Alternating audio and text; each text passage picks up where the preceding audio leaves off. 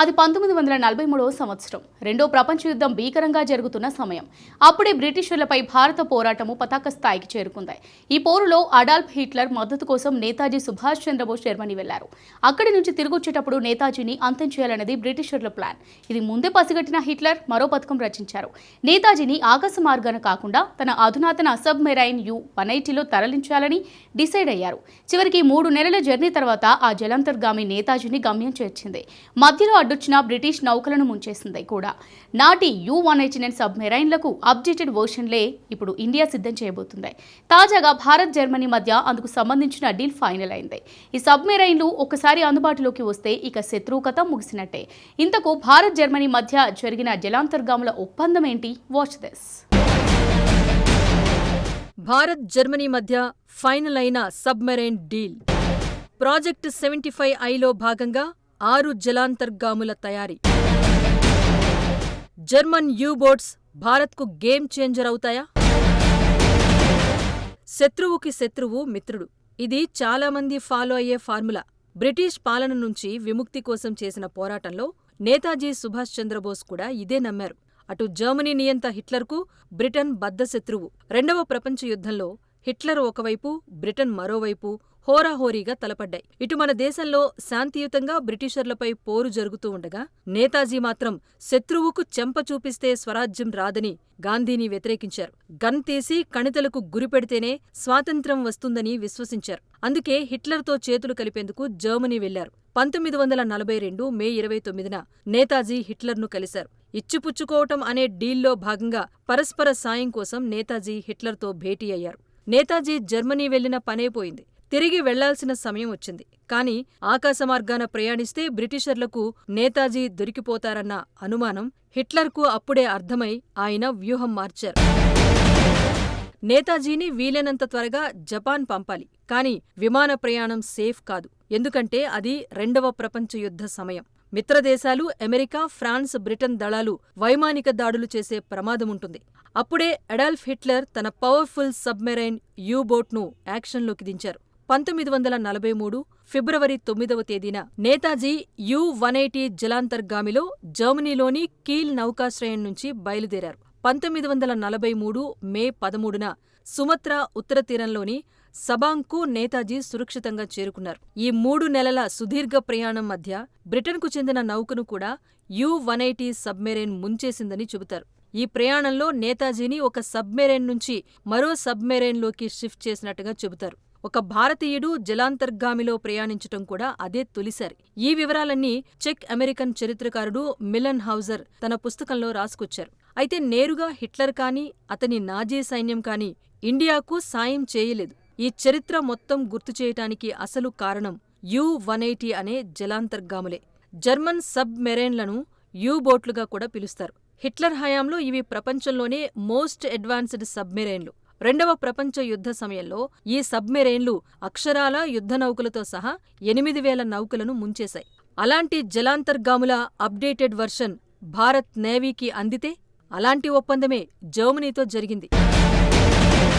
Project 75 India భారత సముద్ర జలాల్లోకి అత్యాధునిక సొరచేపలను దించే ప్రతిష్టాత్మక ప్రాజెక్ట్. ఈ ప్రాజెక్టు ద్వారా అత్యాధునిక ఎయిర్ ఇండిపెండెంట్ ప్రొపల్షన్ వ్యవస్థలతో కూడిన 6 అధునాతన డీజిల్ ఎలక్ట్రిక్ సబ్మెరైన్లను తయారు చేయాలని మోదీ సర్కారు టార్గెట్గా పెట్టుకుంది. ఏఐపి వ్యవస్థ జలాంతర్గాములు ఎక్కువసేపు బయటకు రాకుండా ఉండటానికి వీలు కల్పిస్తాయి. జలాంతర్గాములను ఎక్కువ లోతుల్లోకి వెళ్లేలా రూపొందిస్తారు. ఈ సబ్మెరైన్లలో సమకాలీన పరికరాలు, ఆయుధాలు, సెన్సర్లు, ఆధునిక క్షిపణులు ఉంటాయి.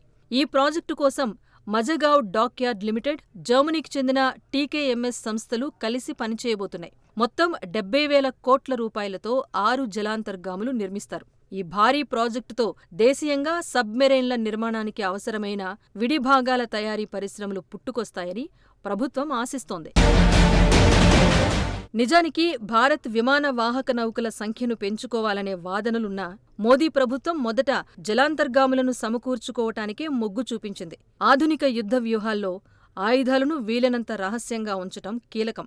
సముద్ర ఉపరితలంపై ఉండే వాటిని శత్రువులు ఉపగ్రహాలతో గుర్తించి క్షిపణులతో ధ్వంసం చేస్తారు. నేవీకి ఎయిర్ క్రాఫ్ట్ క్యారియర్ల కంటే సబ్మెరైన్లే అవసరం. వాస్తవానికి విమాన వాహక నౌకలు అత్యంత ఖరీదైనవి. వీటి వెంట సహాయక నౌకల బృందమూ కదలాల్సిందే. వీటిలో పదుల సంఖ్యలో యుద్ధ విమానాలు, రాడార్లు, క్షిపణులు ఉంటాయి. శత్రువులు వీటిపై దాడి చేస్తే వేల కోట్ల రూపాయల నష్టంతో పాటు దేశ నైతిక స్థైర్యం దెబ్బతింటుంది. DF-21A వంటి నౌకా విధ్వంసక బాలిస్టిక్ క్షిపణులను చైనా భారీగా సమకూర్చుకుంది. వీటితో భారత నౌకలకు ముప్పు పొంచి ఉంది. మరోవైపు సంద్రంలో నీటి అడుగున నిశ్శబ్దంగా ప్రయాణించే జలాంతర్గాములను గుర్తించటం శత్రువుకు చాలా కష్టం.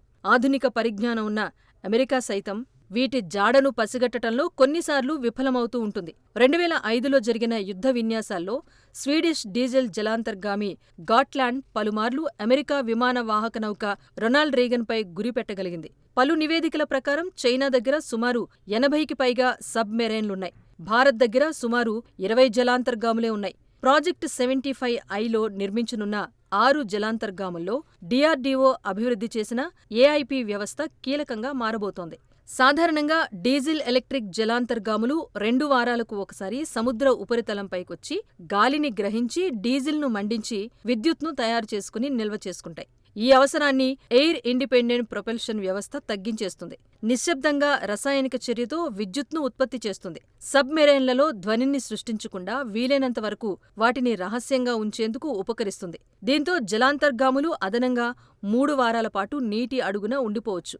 అంతేకాదు, బ్రహ్మోస్ క్షిపణులను ప్రయోగించేలా సైతం వీటిని నిర్మించే అవకాశముంది.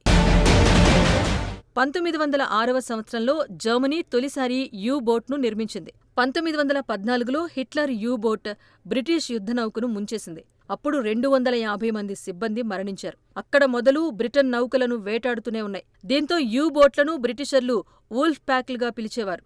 సింపుల్గా చెప్పాలి అంటే 2వ ప్రపంచ యుద్ధంలో అడాల్ఫ్ హిట్లర్కు చెందిన వేటగాళ్లుగా యూ-బోట్లను పిలిచేవారు. అలాంటి పవర్ఫుల్ సబ్మెరైన్లకు అప్డేటెడ్ వెర్షన్ అంటే ఇంకెంత పవర్ఫుల్గా ఉంటాయో ప్రత్యేకించి చెప్పాల్సిన అవసరం లేదు. డ్రాగన్ జలాంతర్గాములు ప్రపంచంలోని వివిధ సముద్రాల్లో నక్కి అణుదాడి చేసే సామర్థ్యాన్ని పెంచుకున్నాయి. చైనాతో పోలిస్తే భారత్ సామర్థ్యం చాలా తక్కువని నివేదికలు లెక్కలు చెబుతున్నాయి. ఇలాంటి సమయంలో జర్మన్ యూ-బోట్లు భారత్కు గేమ్ చేంజర్ కావటం ఖాయం.